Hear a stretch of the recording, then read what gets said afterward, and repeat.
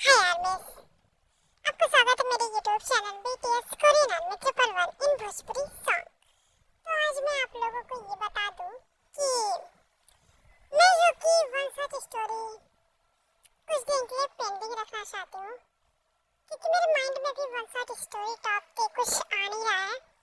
तो आपकी जो स्टोरी है, हमारे प्यारी सी जो स्टोरी है, two wifey and one husband, तो चलिए उस स्टोरी को स्टार्ट करते हैं। और इस स्टोरी का पहला पार्ट, तो चलिए इस स्टोरी का पहला पार्ट हम लोग सुनते हैं। हमारी जिमी जो कि बहुत ज्यादा ही खुश होती है, क्योंकि वो अपने दोस्त के साथ घूमने गई होती है। इधर हम देखते हैं एक अंधेरे कमरे में एक औरत 3 आदमियों को लेकर आई होती है, और वो 3 आदमी एक से बढ़कर एक हट्टे कट्टे होते हैं। तीनों ही शर्टलेस, और उन्होंने सिर्फ और सिर्फ अंडरवियर वेयर किया होता है। और तो और वो बहुत ज्यादा ही ताकतवर लग रहे थे। एक नाजुक सा लड़का जो कि उस रूम में बैठा होता है, और वो बहुत ज्यादा ही क्यूट होता है, बहुत ज्यादा इनोसेंट होता है।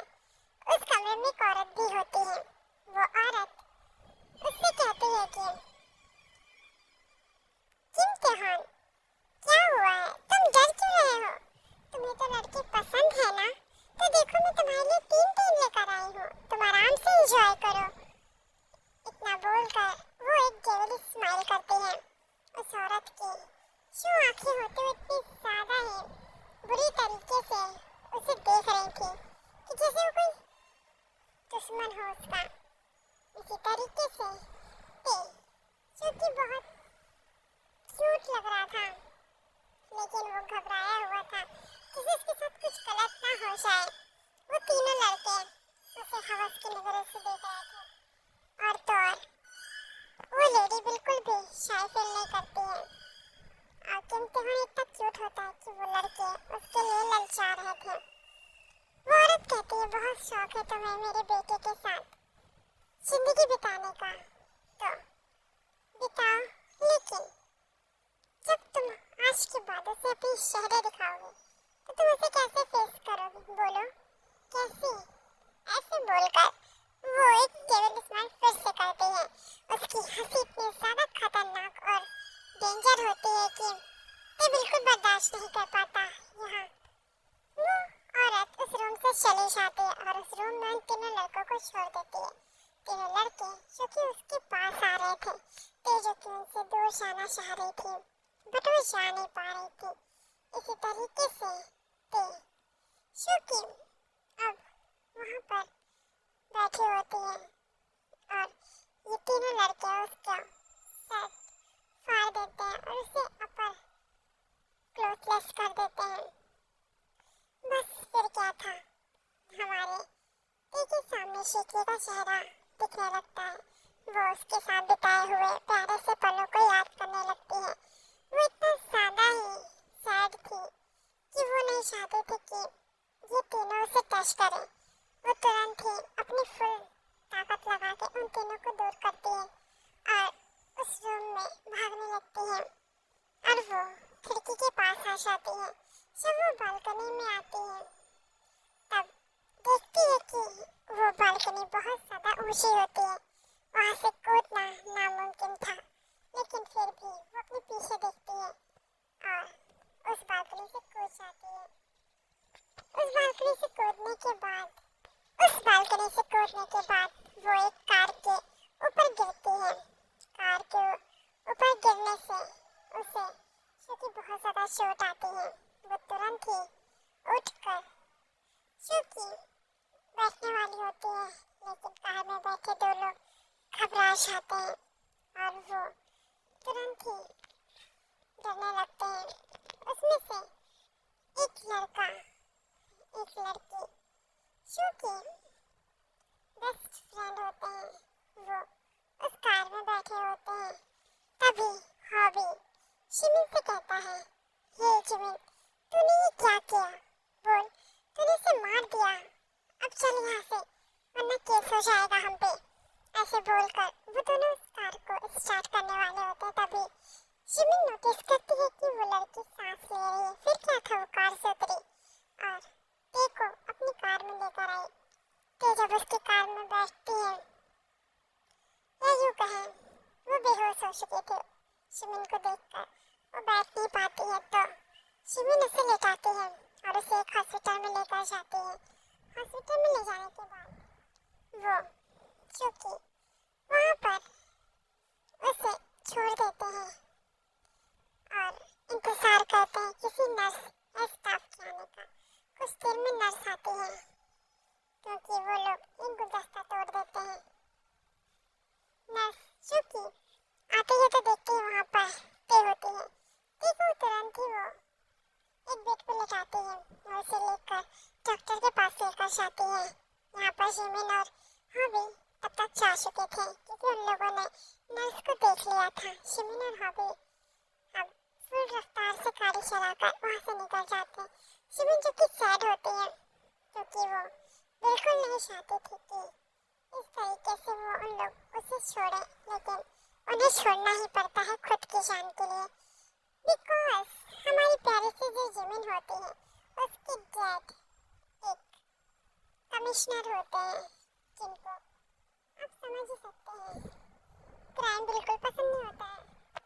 जिमिन एक इकलौती बेटी होती है उनकी, जो कि बहुत ज़्यादा ही नौटंकीबाज और नक्शरी होती है।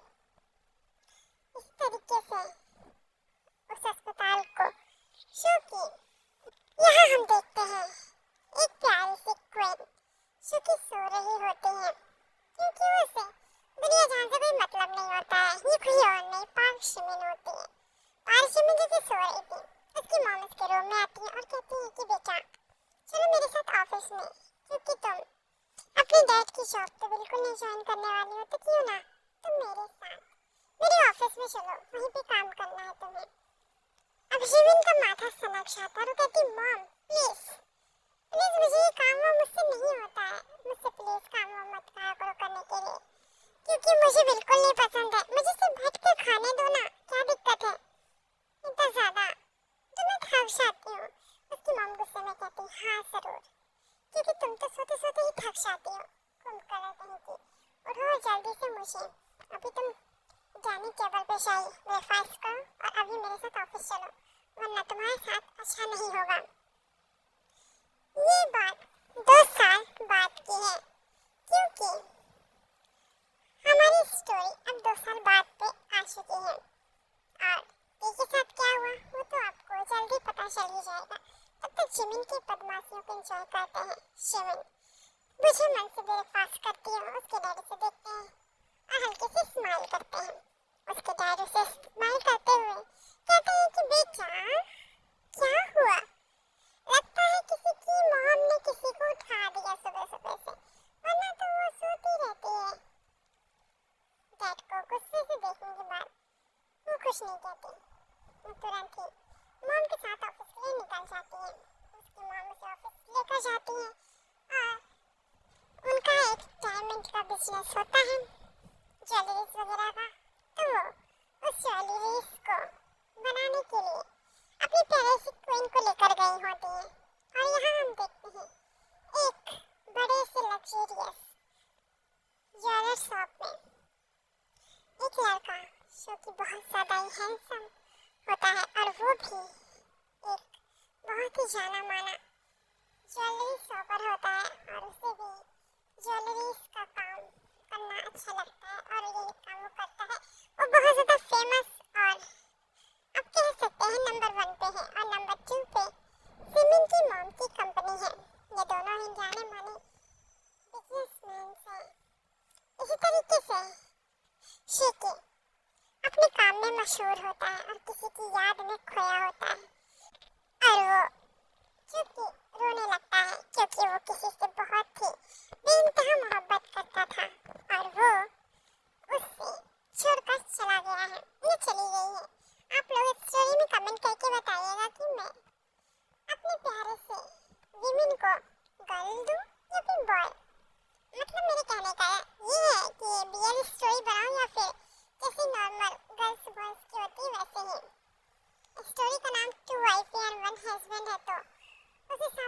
लगता है कि गर्ल्स रखूं, बाकी आप लोग बताइएगा कमेंट में, तो मैं उस हिसाब से आगे इसमें चेंजेस करूंगी।